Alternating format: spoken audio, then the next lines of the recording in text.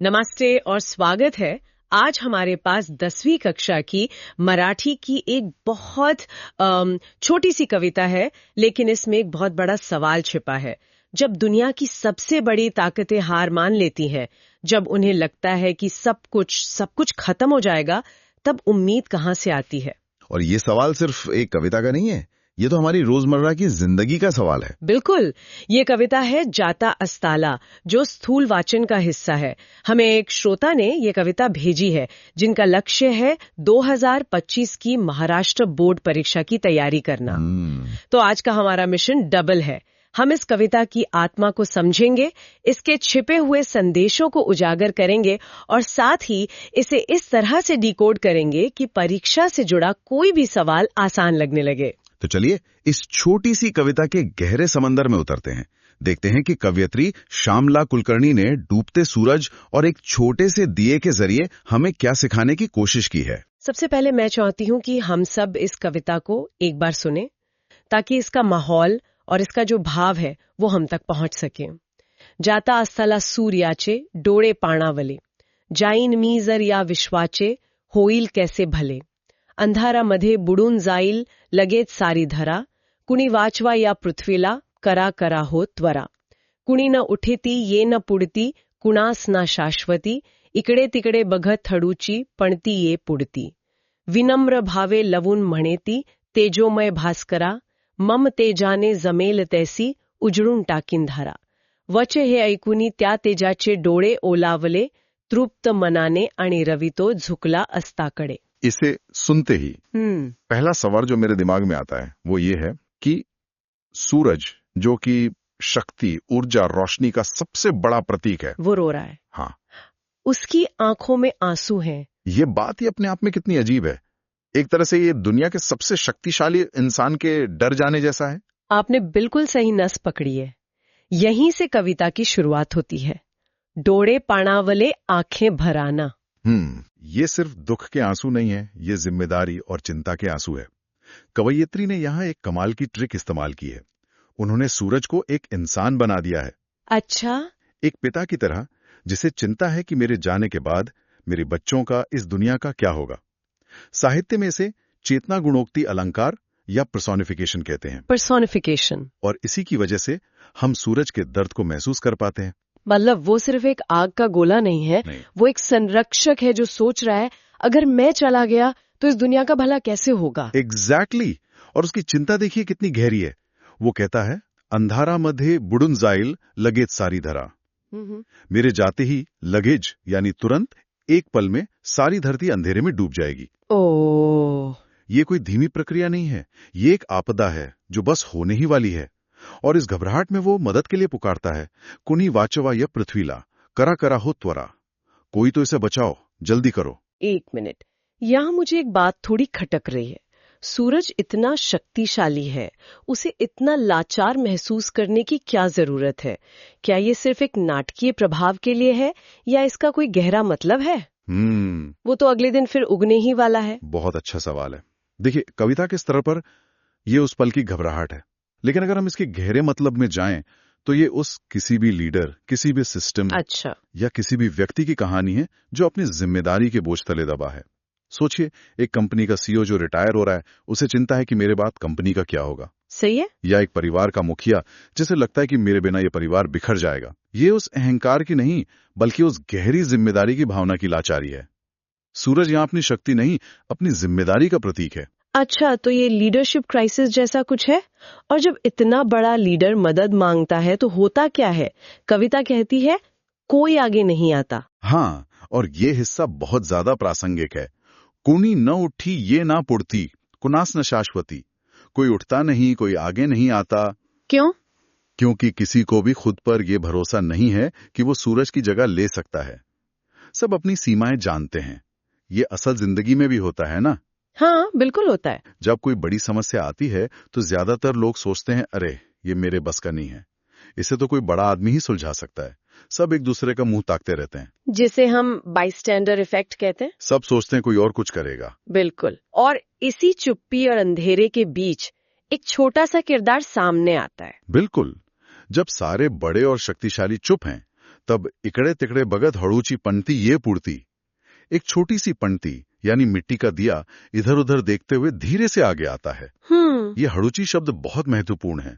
वो कोई ढिंडोरा पीटते हुए या सीना चौड़ा करके नहीं आती, वो लगभग झिझकते हुए बड़ी विनम्रता से आगे आती है। अच्छा। कवयित्री ने यहाँ शक्ति और विनम्रता के बीच का एक अद्भुत तजाद, एक कॉन्ट्रास्ट दिखाया है। आज के इन्फ्लुएंसर कल्चर में जहाँ हर कोई बड़ा दिखने की कोशिश कर रहा है, ये पंटी का किरदार तो बिल्कुल उल्टा है। एकदम। ये कहती है कि गुमनाम रहकर भी काम किया जा सकता है। ये आज के जमाने में कितना प्रासंगिक है। तो ये छोटी सी पंटी सूरज से क्या कहती है? ये इस कविता का दिल है। उसका संवाद सुनिए। विनम्र भावे लवूण मणेती तेजोमय भास्करा। सबसे पहले वो विनम्रता से झुकती है। वो सूरज की महानता का सम्मान करती है, उसे तेजोमय भास्कर यानी हे तेजस्वी सूर्य कहकर संबोधित करती है।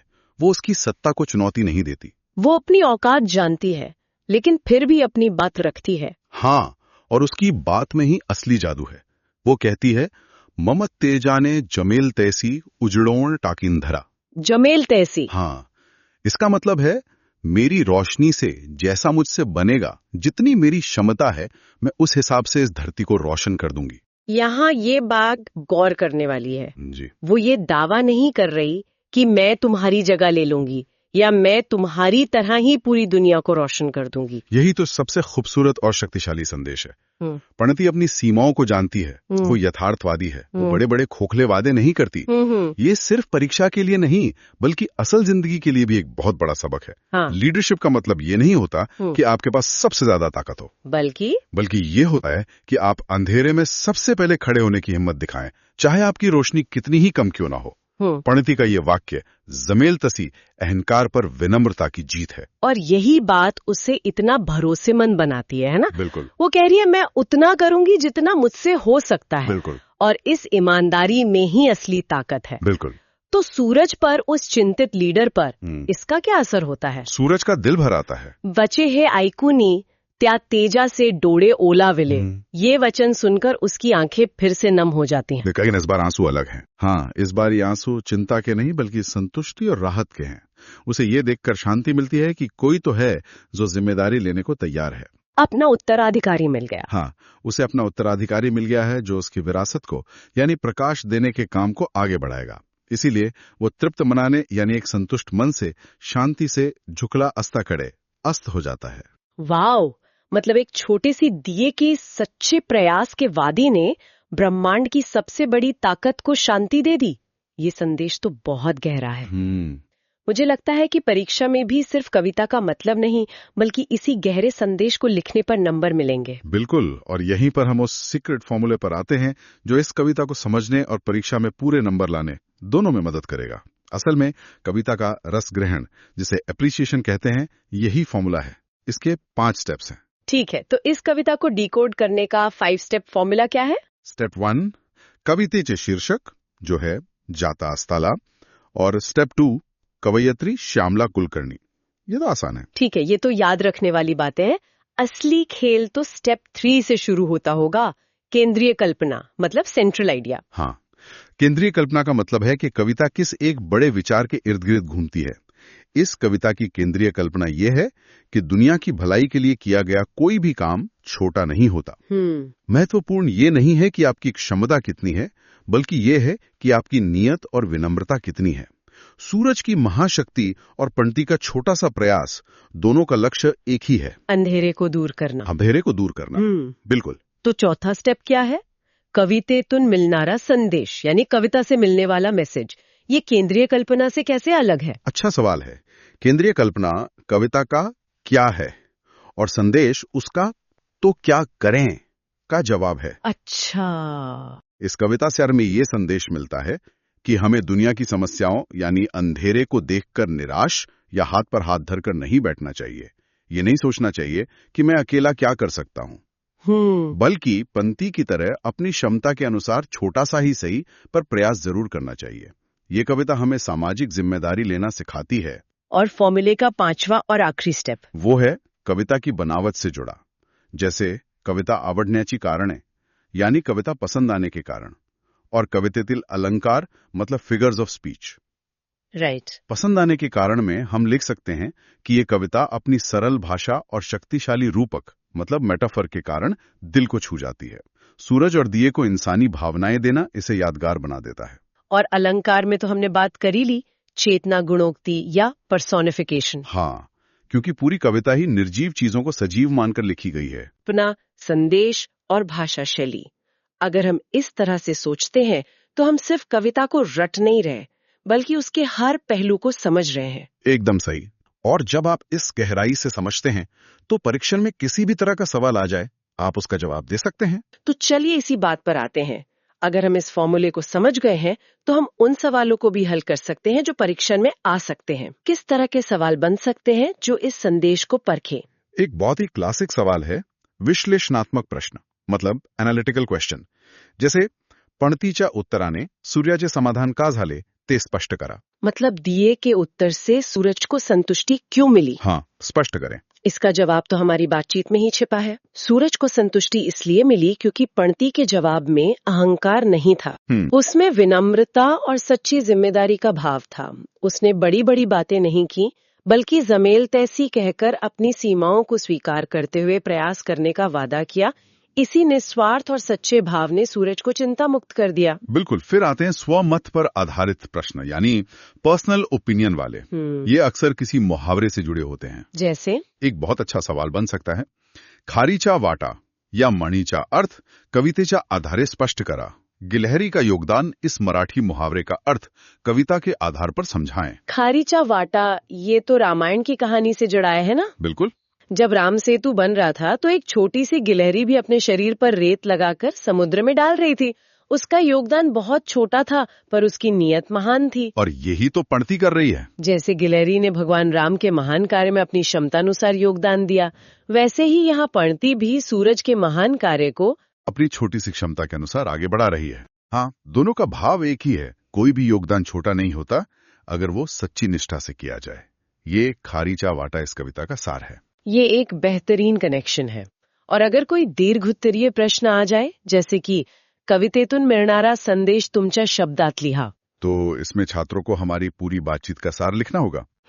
वे लिख सकते हैं कि ये कविता हमें सिखाती है कि दुनिया को बदलने के लिए किसी महानायक की प्रतीक्षा करने के बजाय हर व्यक्ति को अपने अपने स्तर पर एक पणती बनकर अंधेरा दूर करने का प्रयास करना चाहिए। सही। ये विनम्रता, कर्तव्यनिष्ठा और छोटे प्रयासों की सामूहिक शक्ति का पाठ पढ़ाती है। ये हमें एक्शन लेने के लिए प्रेरित करती है, भले ही हमारा एक्शन कितना ही छोटा क्यों ना हो। तो आज हमने जाता अस्ताला कविता को हर कोण से देखा और समझा। इसकी सरल पंक्तियों के पीछे छिपे लीडरशिप, जिम्मेदारी और विनम्रता के गहरे सबक। और साथ ही हमने परीक्षा के लिए उस 5 स्टेप फॉर्मूले को भी डिकोड किया, जो सिर्फ नंबर ही नहीं बल्कि समझ भी देगा। बिल्कुल। मुख्य बात यही है कि महानता बड़े होने में नहीं बल्कि अपनी क्षमता के अनुसार सही काम करने की हिम्मत दिखाने में है। और अंत में मैं श्रोता के लिए वही सवाल छोड़कर जाना चाहूंगी जिससे हमने शुरुआत की थी, लेकिन एक नए अंदाज में। जरूर। ये कविता हमें सूरज और पणती के बारे में बताती है, पर अगर हम इसे अपने जीवन में देखें तो जब हम अपने आसपास कोई अंधेरा या कोई समस्या देखते हैं, चाहे वो हमारे समाज में हो, हमारे ऑफिस में हो या हमारे अपने परिवार में हो, तो हम क्या करते हैं? क्या हम किसी सूरज के आने का इंतजार करते हैं कि कोई और आएगा और सब ठीक कर देगा? या फिर हम खुद एक छोटी सी पंटी बनने की हिम्मत दिखाते हैं, ये जानते हुए कि हमारी रोशनी शायद कम हो पर वो किसी के लिए अंधेरे में एक उम्मीद जरूर बन सकती है। इस पर जरूर सोचिए।